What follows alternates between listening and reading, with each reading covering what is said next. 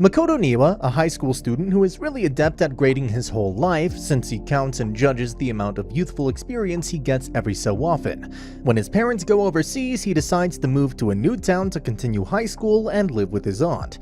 When Makoto gets there, he finds out that not only is his aunt a little, or rather much, prettier than he thought she would be, but also has a daughter. Surprised by this fact, Makoto tries to ask his aunt about it, but she refuses and tells Makoto to ignore this creature. The next day, Makoto goes to school and scouts every cute girl in the vicinity, like the teenage boy he is. When he comes back, he tries to greet his cousin, but she seems to say random robot-like stuff that doesn't make any concrete sense. She orders a pizza and gives half of it to Makoto as a sign of goodwill. She also says random stuff about aliens and gravity as she refuses to let the futon wrapped around her be removed. Later that night, she's cooped up in her room while Makoto comes and asks her about it. She then tells him that since she shared her pizza, she doesn't have enough nutrients to function properly, so Makoto takes her out to eat on his totally not wrecked bike. In the end, when Makoto refuses to take her inside the store if she doesn't take off the futon, she gets up and removes it. The cousin is revealed to be a really cute blue-haired girl, who claims to be an alien who's in town to study humans. She reveals her name to be Towa Erio. Makoto spends the rest of the night eating with Erio and talking about how she's avoiding any extraterrestrial contact in that futon. Clearly just a metaphor for not touching grass. Erio then goes on and on about how she's an alien, but much to her surprise, Makoto doesn't seem to believe her. The next day, as Makoto's returning to school, he's stopped by a weird girl in his class named Ryuko Mifune, who talks in a weird way. After racing with her back home, Makoto is pretty happy, since there had been very few girls with whom he has ever gone home with. Frankly, none, actually. The following day, he makes another new acquaintance named Meikawa, who tells him that she cannot raise her hands above her shoulders for more than 10 seconds. She gets dizzy. That night, Makoto reluctantly takes Erio on a bike ride again. After dilly-dallying here and there, they finally reach the place where Erio wants to be. The beach. As Makoto is playing in the sand, Erio tries to go into the sea and almost drowns before Makoto saves her. She tells him that she could fly, but Makoto doesn't believe that. When Makoto asks his aunt, Meme, about it, she tells him that this happened before and she broke her leg last time, thanks to which she now always covers herself up in a futon and believes that she's now an alien. Makoto carries on with his usual but still rather mundane life. He meets with Meikawa daily, as she sits right next to him, and Ryuko comes to meet him during lunch break every day. That's about all the female interaction he has with women that aren't part of his family. Makoto goes out with Ryuko on a day off since she wanted to show him around the city, and they have some fun here and there with stuff until Makoto asks her a serious question about mysteries, and she replies properly and seriously, which surprised Makoto. Makoto then comes home and is busy with his own activities until Meme comes up to him and plays some games with him. They both have some aunt-nephew heart-to-heart conversation about why Meme kept Erio a secret. She was drunk and the father didn't exactly care about anything. She tells Makoto to leave Erio alone and to not get involved with her just because she's cute. Makoto then tries to smell the pillows and sheets but is caught red-handed in his act. The next day, he takes Erio on a bike ride and pulls a dangerous stunt, launching himself and her in the air just to prove to her that she couldn't fly and that she's not an alien. Erio's delusions finally break and she finally introduces herself properly to Makoto. After that stunt with Erio that Makoto pulled, he's hospitalized for a broken arm. Meme takes good care of her and doesn't even ask questions. She tries to soothe him with some smooches and other stuff, but being a chicken, Makoto refuses the heavenly offer. Makoto is then visited by Ryuko first, who asks to confirm from Makoto that he wasn't trying to commit suicide. She also hands him over the notes from class. The one-on-one meeting was going really well until Meikawa comes in a really weird cosplay to visit Makoto in the hospital. Ryuko is surprised at her visit, but she's even more surprised that Erio is his cousin, and she's living together with her. After 2 weeks, Makoto is discharged and Meme pulls a prank on him by locking herself in a refrigerator. Makoto, being the straight man, doesn't find this funny or appealing in the slightest. Meme then tells Makoto to go get Erio since they're all going for a family dinner now. Erio is still uncomfortable being around people, but she thanks Makoto for freeing her from her delusions. She also says that going to school with Makoto would be quite fun. The next episode begins with Meme crying and getting depressed over the fact that she was getting 40 years old. Erio and Makoto console her with a present, telling her that it's alright.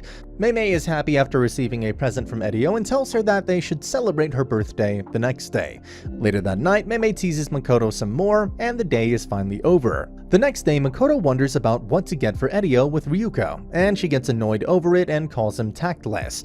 As he's at an impasse, Mikawa gives him the idea of taking her favorite cake home, and he does exactly that. When he gets home, he gets surprised to see both Meme and Edio in twin tails, and is once again very ignorant about how much he's blessed. Edio tells Makoto that she wants to work somewhere to get back into society. Makoto agrees and takes her to various places, but since Edio's famous for being the weird Futon girl, everyone refuses to hire her. She gets really discouraged, but later that night, Meme tells Makoto that she's found the perfect place for Edio to work. Edio thus gets hired at a candy shop owned by an old lady who personally knows Meme and Makoto's father. Ryuko visits the candy store Edio is working at with her friend. They both see Edio there, and her friend tries to convince Ryuko that they shouldn't come here now since Edio is really weird, and she doesn't want to hang out with her. The next day, Ryuko visits the shop out of curiosity and some unrequited feelings for Makoto, but before she could make up her mind about going in, she's stopped in her tracks by Meme, who calls herself Miss Smooth and Silky.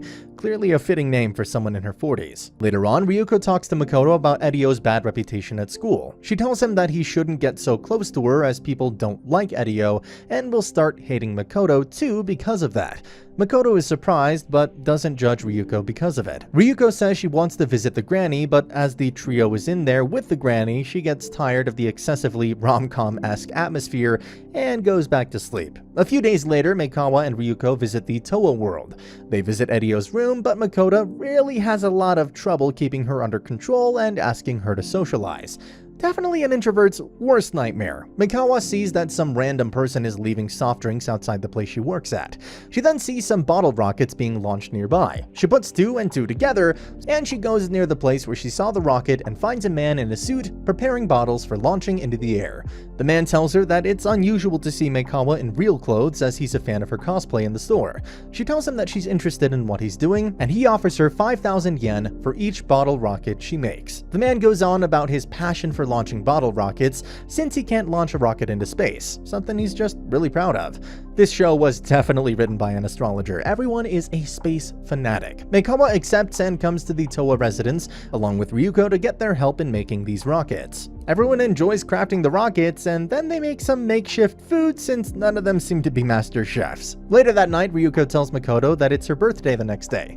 Makoto wishes her a happy birthday and tells her that he will always be on Edio's side. Ryuko then tells him she cannot be by Edio's side, but she will always be by Makoto's side. At the end of the episode, everyone goes to the beach together to launch the bottle rockets they had made. This episode focuses on Meme and shows all the events from her perspective. Meme was the one who instigated most of the incidents in the previous weeks. On June 12th, she comes across a bottle rocketeer who tests out a bottle rocket for her. The guy immediately asks to marry her since he's known her since childhood, while Meme doesn't even remember her name right. Yeah, that's how little attention girls pay to boys. Meme gets a flashback about the death of Grandpa and laments how sad her granny was since she couldn't do anything against the gods, so she referred to them as aliens. A mysterious boy named Elliot tells her it's nothing to worry about, since they can just fight back the aliens with faith. So Meme makes a request for the Rocketeer, who then seriously asks for her hand in marriage. Meme thinks about it a lot and goes on to refuse him. It is then revealed that the Rocketeer confused Edio from Eikawa, since both of them wore weird clothes. He was trying to woo Edio to get Meme to marry him. In the end, Meme carries Granny to the beach and they see the rocket launch together. Meme's request was to make the last one a big bang, so that Granny knows that the aliens aren't coming for her anytime soon. It really doesn't mean anything, but to be honest, it's cute and it's anime. Mikawa invites Makoto to play baseball with her and some other people. Makoto is quite hesitant as he's never really been that good of a sportsman, but in the end he agrees to do it as it's just something he does for fun. Forget overpowered, this guy is downright average in everything. During the game, Makoto meets some new people who generally joke about the fact that Mikawa still calls him a transfer student, to which Makoto is indifferent. Mikawa asks Makoto if she should have invited Ryuko, but he says that it's not that incentive. When Makoto comes back to the house, Edio asks him about his adventure outside. He tells her that he was playing baseball and that she can join too if she's interested. Edio blushes and goes to the other side of the garden. Makoto and Edio go stargazing later that night with Edio's new telescope, and Edio joins the baseball gang the next day. Edio surprisingly hits a pretty high shot, and everyone is back to the shed for some rest, where a strange person in an astronaut suit tells them that he or she is an Esper. She then keeps following Edio around as Makoto is busy messaging Ryuko, who couldn't come because of some circumstances of her own. Edio finds refuge in her cousin's arms from the weird astronaut and is finally able to calm down. Later that night, the astronaut comes to their house and reveals her name to be Yashiro Hoshimiya. Remember, stalking's not a crime if a child's doing it. Ryuko calls him and asks if she can go to the festival with him if she makes it to her upcoming basketball game. Makoto agrees. The next day, Meimei makes Makoto take Yashiro home, but Yashiro is more interested in the pool and thus they jump in there. To thank him for all his participation in the baseball club, Meikawa invites Makoto to her house to have some lunch.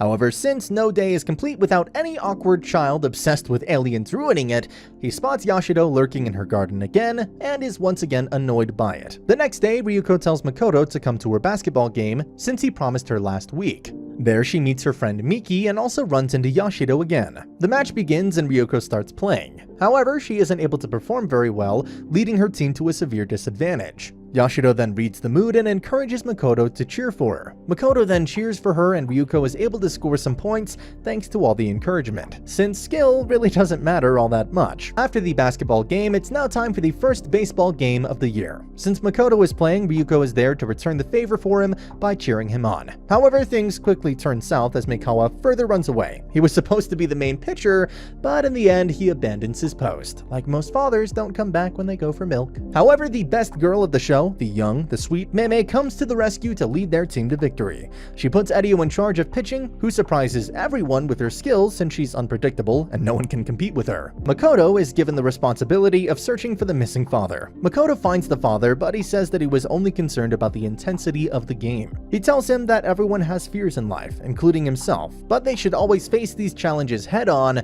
and try their best. When one of the two players is on base, Makoto returns to the game. And that's the end of the video. As always, if you liked what you saw, subscribe to the channel. I'll be uploading a lot of videos just like this, so I'll see you at the next one.